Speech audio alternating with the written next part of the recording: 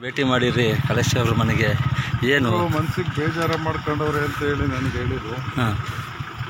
ಟೈಮಲ್ಲಿ ಯಾಕಪ್ಪ ಬೇರೆ ಆಲೋಚನೆ ಮಾಡ್ತೀರಾ ಅಂತ ಕನ್ವಿನ್ಸ್ ಮಾಡೋದು ಬಂದಿದ್ದೆ. ನೆಕ್ಸ್ಟ್ ಅಂತ ಹೇಳಿದ್ರು ಸರ್. ಮಾತಿ ಕಲ್ಲೇಶ್ ಅವ್ರು ಏನಂದ್ರೆ ನಿಮ್ಮ ಮಾತಿ ಕಲ್ಲೇಶ್ ಅವ್ರು ಏನು ಈಗ ತಕ್ಷಣ ತೀರ್ಮಾನ ಮಾಡಲ್ಲ ಅಂತ ಒಪ್ಕೊಂಡವ್ರು ಅಲ್ವಾ ಕಲ್ಲೇಶ್?